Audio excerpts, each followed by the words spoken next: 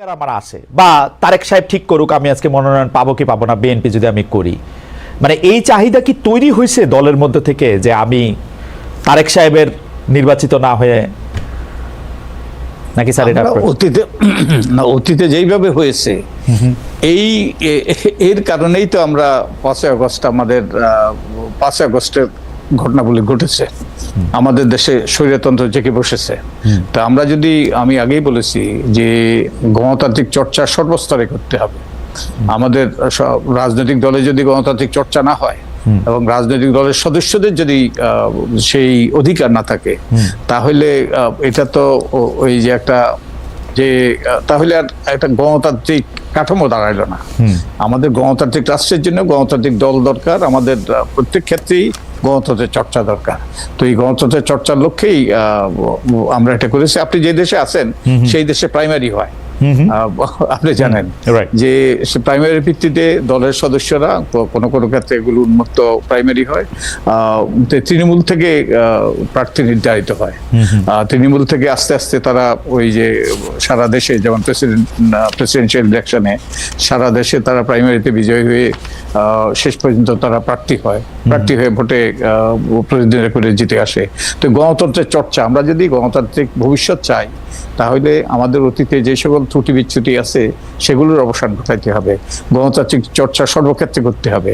তো আমরা কেউ যদি উপর থেকে চাপিয়ে দেয় তাহলে আর সেখানে সেই অতীতে যা ঘটেছে তাই ঘটবে।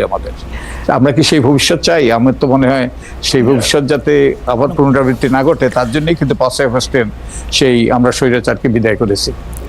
না, এটা একটা তো প্রক্রিয়া স্যার বটেই যে আমরা আসলে কিরকম গণতন্ত্র চাই, কিন্তু আমাদের প্রশ্ন, আপনারা যখন এই সুপারিশগুলি করেছেন সেই সুপারিশগুলি করার সময় যারা রাজনৈতিক দল সমর্থন করেন বা করেন তাদের মতামত তো নিশ্চয় আপনারা নিয়েছেন, তারা আসলে কি চেয়েছে?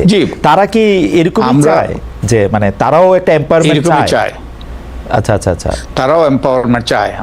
আমরা একটা আমাদের ওয়েবসাইটে আছে, আমরা একটা জরিপ করেছি এবং এই জরিপে অনেকগুলো প্রশ্ন আমরা করেছি, অনেক বিষয়ে আমরা তাদের মানুষের মতামত নিয়েছি এবং আমরা এই সকল সুপারিশগুলো আমরা প্রণয়ন করেছি যে এগুলো আমাদের উর্বর মস্তিষ্কের থেকে আসে নাই।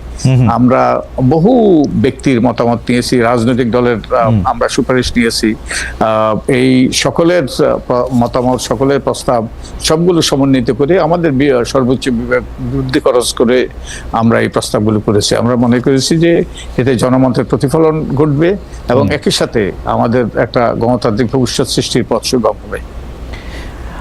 জনাব বদিউল আলম মজুমদার, আপনার এই সুপারিশমালা দেখে বা আপনাদের এই সুপারিশমালা দেখে ভবিষ্যতে কেউ এই প্রশ্ন করবে না তো যে বর্তমানে যারা ক্ষমতায় আছেন ছাত্ররা, তাদের কথা আপনারা বেশি শুনেছেন? যেমন দর্শকদের মধ্যে একটা অংশ বলছেন যে 21 বছর বয়স সীমা যে করা, মানে রাজনীতিতে আসার জন্য বা এমপি নির্বাচন করার জন্য বা এই প্রস্তাব যে করা, এটাও আসলে একটা বিশেষ গ্রুপের পরামর্শেই এটা করা হচ্ছে কিনা?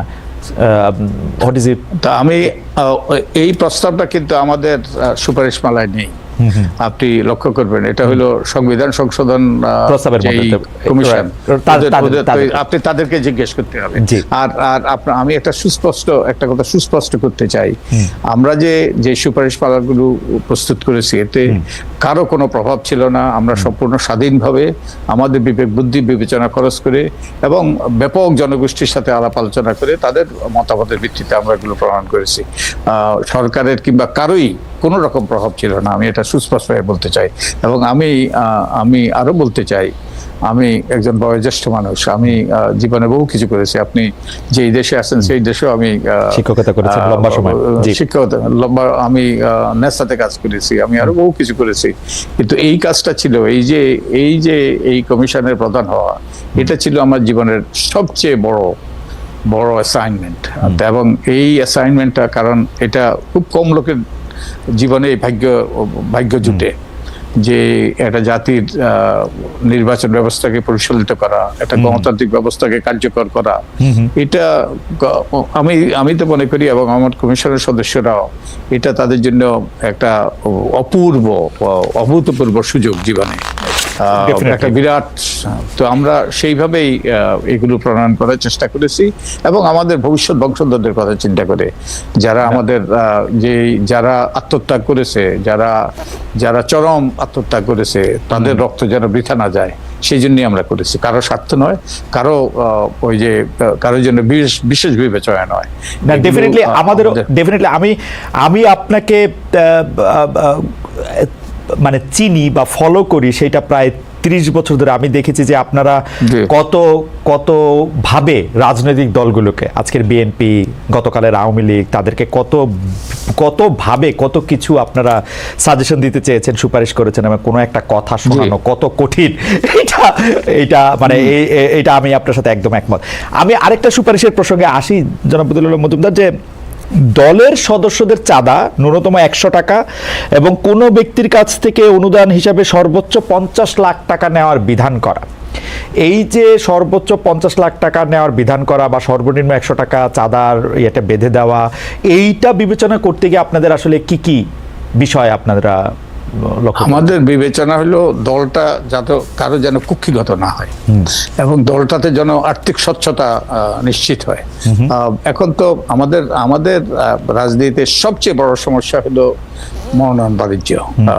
কত টাকা, এটা অদৃশ্য ব্যয়, আমরা কেউ জানি না কত টাকা ব্যয় হয়, কত টাকার লেনদেন হয়, এবং এই জন্যই কিন্তু আমাদের সংসদ এবং ব্যবসায়ীদের করায়ত্ত। এই জন্যই আমাদের সংসদ সদস্যদের বিরুদ্ধে এত অভিযোগ। তো আমরা যে রাজনৈতিক দলগুলো গণতান্ত্রিক হইতে হবে, একই সাথে আর্থিকভাবে স্বচ্ছ হইতে হবে।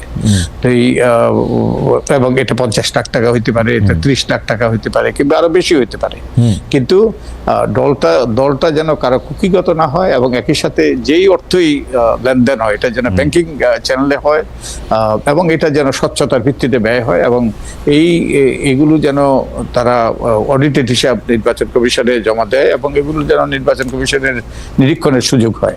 তো আমি বারবার করে বলছি, এটা দল যদি গণতান্ত্রিক না হয়, দল যদি স্বচ্ছ না হয়, দল যদি দায়বদ্ধ না হয় এবং দল যদি সিন্ডিকেটের মতো আচরণ করে, যেটা অতীতে করেছে, তাহলে কিন্তু আমাদের যে অতীতের যে ইতিহাসের পুনরাবৃত্তি ঘটবে, আমরা কেউ চাই না।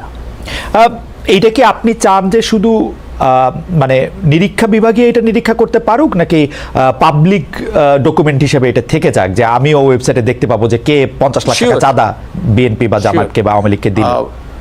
আপনার এবং আপনার দর্শকদের জন্য আমি একটা তথ্য দিতে চাই।